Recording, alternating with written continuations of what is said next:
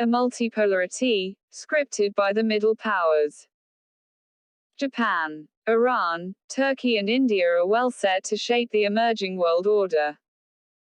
The 16th of April 2021. The acrimony between the United States and Chinese delegations at the Anchorage conclave on March 19, followed by U.S.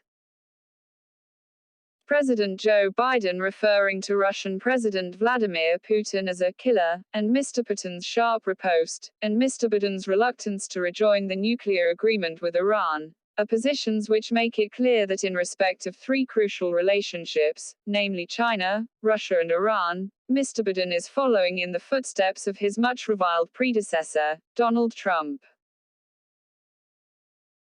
Mr. Biden has also extended his firm backing for another of Trump's priorities, the Indo-Pacific, as an area of strategic significance for the U.S. and the associated alignment that gives shape and substance to this geopolitical concept, the Quadrilateral Security Dialogue, or Quad for short.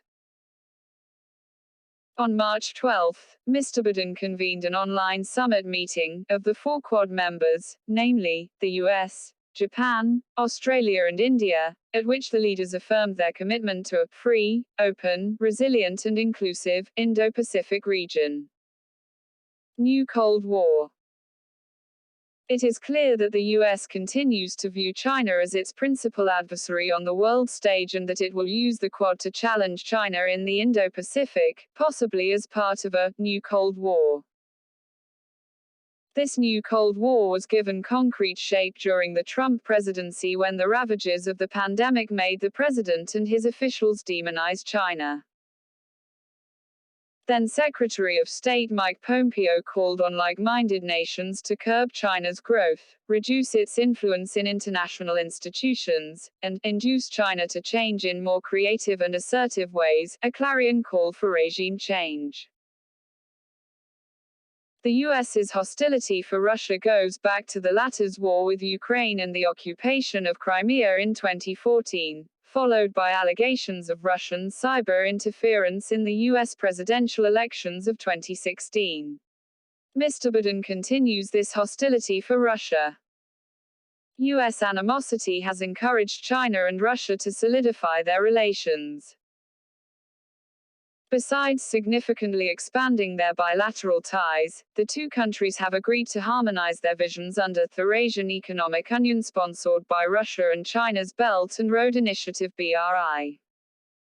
This idea has now been subsumed under the Greater Eurasian Partnership, to which both are committed.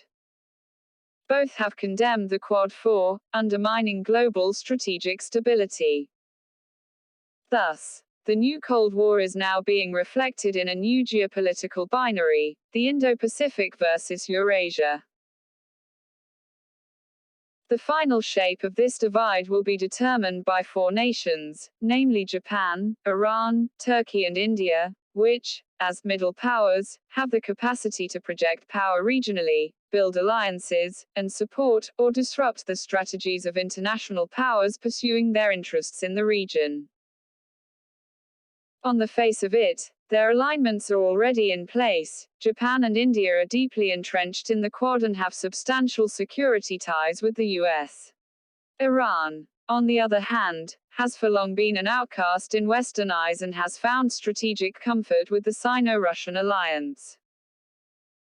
Turkey, a NATO member, has found its interests better served by Russia and China rather than the US and its European allies. So, why the uncertainty? The main reason is that, despite the allure, the four nations are not yet prepared to join immutable alliances. Reluctant allies. Japan has an ongoing territorial dispute with China relating to the Senkaku Islands in the East China Sea. Thus, the Security Treaty of 1951 with the US has been crucial for Japan's interests. But there is more to Sino-Japanese relations. In 2019, 24% of Japanese imports came from China, while 19% of its exports went to China, affirming the adage, Japan depends too much on the US for its security and too much on China for its prosperity. The 8-year prime ministership of Shinzo Abe has instilled in Japan greater self-confidence so that it can reduce its security dependence on the US and pursue an independent role in the Indo-Pacific.